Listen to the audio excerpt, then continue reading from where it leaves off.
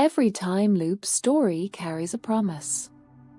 If you could just try again, you would get it right. Groundhog Day, Steins Gate, Re-Zero, the structure practically whispers it. Fail, learn, repeat. The loop is a second chance machine. But something changes when you look at Ryukishi 07's When They Cry franchise, Higurashi and Umineko, because these works use the loop to make the opposite argument. Repetition doesn't create mastery here. It creates exhaustion. And what crawls out of that exhaustion isn't a smarter, more capable version of the protagonist who finally solved the puzzle. It's someone stripped of every alternative except the one they could never have chosen at the start. The loop doesn't give you infinite chances to win. It takes away every way of winning that leaves you intact. Higurashi When They Cry and Umineko When They Cry are sound novel franchises by Ryukishi 07 and 07th expansion, released across the 2000s and adapted into anime. Higurashi follows Rika Furude, a girl trapped in a time loop where her rural village of Hinamizawa descends into paranoia and murder across fragment after fragment. Umineko follows battler Yushiro Miya, who witnesses his family massacred on a private island and enters a metaphysical debate with the witch Beatrice over whether the crimes were supernatural or human. Both works use looping as their structural spine. Both have been deeply influential in how visual novels and anime approach horror, mystery, and the formal possibilities of the medium. Here is the argument. The When They Cry franchise uses looping to argue that trauma cannot be outmaneuvered through accumulated experience. It can only be resolved by surrendering the very survival strategies that the loop taught. Redemption in these works is not the achievement of the loop survivor. It is the forfeiture of the self that surviving created. The first subclaim, Higurashi systematically eliminates easy solutions across its arcs, forcing Rika toward increasingly costly interventions that culminate in a solution requiring genuine vulnerability. Each question arc in Higurashi presents a different failure mode. The text establishes that in one fragment, Keiichi succumbs to paranoia and murders his friends. In another, Shun's grief and suspicion trigger a chain of violence. In another, Satoko's abuse drives the community to collapse. These are not random. They are specific, systematic demonstrations that no single intervention can prevent the disaster. Rika cannot simply warn the right person or stop the right event because the rot is structural. The pattern suggests an escalating cost of solutions across arcs. Early interventions, where they exist at all, require only information. By the answer arcs, successful action demands emotional labor. Keiichi must choose to trust people he believes are lying to him. Rina must accept help from the community she suspects. But for Rika herself, the solution in Matsuri by Ashihen operates on a different register entirely. She succeeds not by outmaneuvering Takeno with accumulated loop knowledge, but by organizing collective action that requires her to be genuinely vulnerable, to trust people who have murdered her in other fragments, without any guarantee that this fragment will be different. And here is the critical detail. Rika's loop knowledge is necessary but not sufficient. She knows what will happen. But the text establishes that previous fragments where she possessed this same knowledge still ended in disaster, because she relied on it defensively, using foreknowledge to manipulate, to stay one step ahead, to survive rather than to connect. The successful fragment requires her to abandon the posture of the survivor, the cynicism, the detachment, the sense that she alone carries the truth. She must instead place herself in a position where she can fail. where she can die, where she has no backup plan. So what Higurashi has shown at this point is that the loop creates a survivor, someone who knows, who plans, who stays one step ahead, and that this survivor cannot be the one who wins. The loop's gift of knowledge becomes its trap. The only path out requires the survivor to give up what kept her alive. The second subclaim, Umineko, formalizes this same logic by making Battler's intellectual mastery of the mystery the very thing that prevents resolution, requiring him to surrender the detective's privilege. Umineko's question arcs present Battler as the archetypal detective. He insists on rational explanations, refuses to accept magic, and attempts to solve Beatrice's mysteries through logic. This is the expected posture of the genre. But the Chiru arcs, the answer arcs, systematically dismantle this position. The text establishes that Battler's intellectual solutions, even when correct, do not resolve the emotional core of what happened on Rokkenjima. The structural shift is explicit. In End of the Golden Witch, Battler inherits Beatrice's role as game master, and in doing so, he must abandon the detective's objective position. He can no longer stand outside the narrative, observing and deducing. He becomes complicit in its construction. This is not a power-up. It is a loss. The detective who could see clearly because he was uninvolved must now accept involvement, must accept that his family's sins are not a puzzle to be solved but a reality to be borne. And the content of what Battler discovers reinforces this. The truth of Rokkenjima is not a clever locked room trick. It is a story of abuse, abandonment, and a person, Seo Yasuda, driven to destruction by a legacy of family trauma that Battler himself inadvertently contributed to by breaking a promise and disappearing from Seo's life. The mystery framework cannot hold this. Solving the how does nothing to address the why. When Battler finally reaches the truth, he does not triumph. He accepts. He mourns. He gives up the game. This reading argues that the detective genre conventions are themselves a survival strategy, a way of keeping emotional reality at arm's length by reducing it to a puzzle. And just as Rieker's loop knowledge becomes a cage, Battler's detective logic becomes a wall between himself and the grief he needs to actually process. Fans have argued that Umineko's resolution is ultimately about love and understanding prevailing over cold logic, and this is partly right, but it misses the structural point. The love and understanding are not alternatives to logic.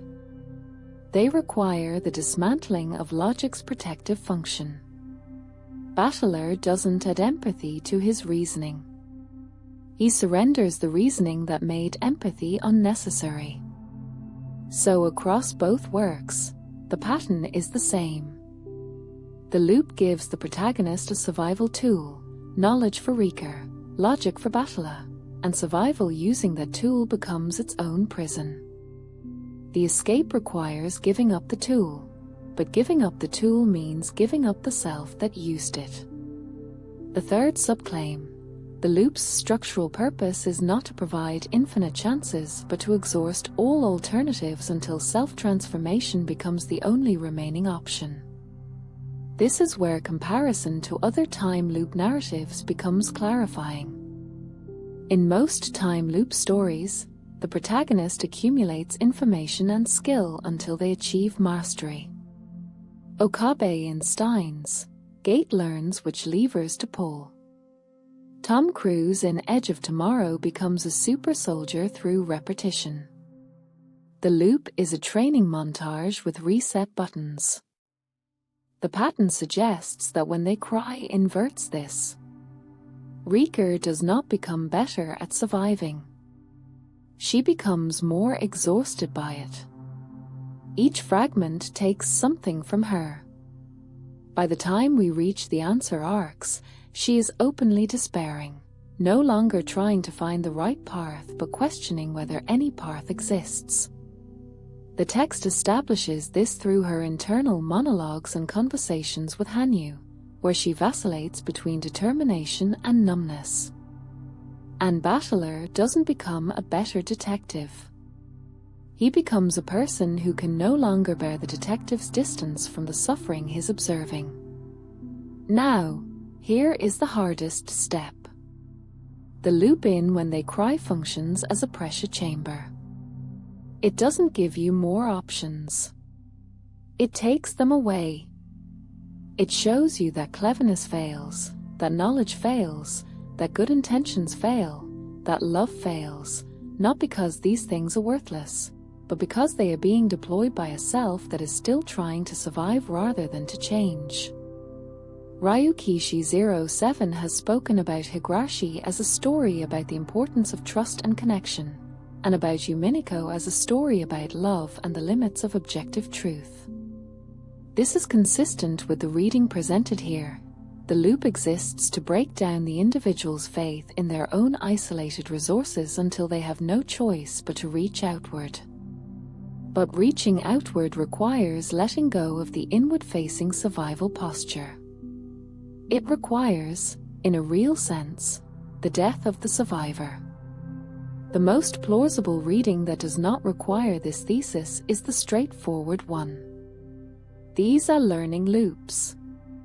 Rika accumulates knowledge across fragments and eventually identifies the correct sequence of interventions. Battler accumulates clues and eventually solves the mystery.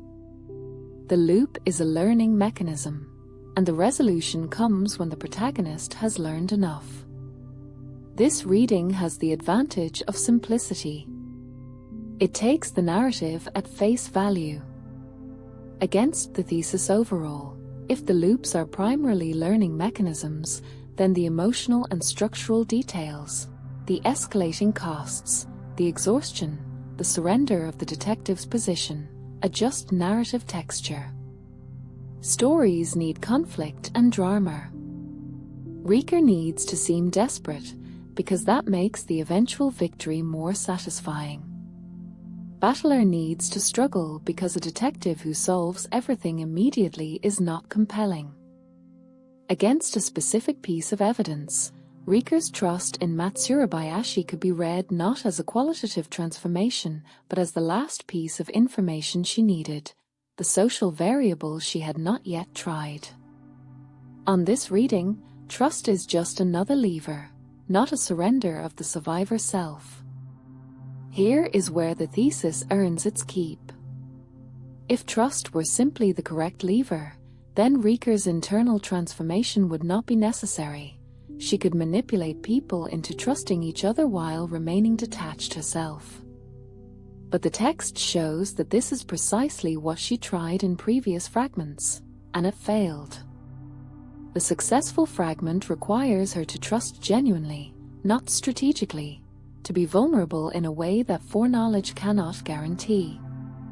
The distinction between using trust as a tool and actually trusting is the distinction between the loop survivor and someone who has left the loop's logic behind. Similarly, if Battler's solution were purely intellectual, the shift to game master would be unnecessary. He could simply present the correct solution from the detective's position. But the text makes clear that the truth of Rockenjimmer cannot be spoken from that position. It requires him to occupy the perspective of the one who suffered, to accept complicity, to grieve rather than deduce. The simpler reading cannot account for why both works specifically require the protagonist to abandon the very skills the loop gave them. It treats this as coincidence or dramatic convenience. But the accumulation of evidence, the systematic elimination of alternatives, the formal surrender of positions, the consistent logic across two separate franchises, makes coincidence an inadequate explanation. If this thesis is correct, When They Cry offers a specific and challenging model for understanding trauma and the possibility of redemption. The loop as mastery narrative, the dominant model in time loop fiction, suggests that trauma can be resolved through information and control. If you just understand enough, plan well enough, try hard enough, you can fix it. This is an attractive fantasy. It maps onto a common real-world impulse, the belief that if we could just figure out what went wrong, we could prevent it from happening again. When They Cry argues that this is the trauma speaking. The demand for control, for knowledge, for mastery, these are survival strategies, and they are necessary for survival. But they are not strategies for healing. Healing requires the thing that survival made impossible: vulnerability without guarantee, trust without certainty, acceptance without solution. This is why redemption in these works looks less like victory and more like surrender. Rika does not defeat the loop. She stops trying to survive it on its own terms. Battler does not outsmart Beatrice. He stops treating her as an opponent. In both cases, the resolution comes when the protagonist lets go of the posture that kept them alive through every repetition and risks something that no amount of looping can protect. This also suggests something about Ryukishi 07's project as a writer. Both Higurashi and Umineko take genre conventions, murder mystery, horror, time loop, and push them until the conventions themselves become the subject. The loop is not just a device. It is the argument. And the argument is that the devices we use to survive, whether narrative devices or emotional ones or cognitive ones, can become the very things that prevent us from living. Here is a mental model for approaching time loop stories, and for approaching the logic of repetition wherever it appears. Ask not what the protagonist learns across the loop. Ask what the loop teaches them to be. The question is not whether they accumulate enough information to win. It is whether the self that accumulated all that information is capable of the thing the resolution actually requires. Most time loop stories never face this question because their protagonists don't need to change, only to know more. When They Cry forces the question by making knowledge insufficient by design. The question this thesis opens, and it is a question these works never fully answer, is whether this logic extends beyond fiction. Whether the survival strategies that carry us through damage are also the walls that keep us from repair. Whether the self that survived is the one who gets to heal, or whether healing always requires becoming someone the survivor would not recognize.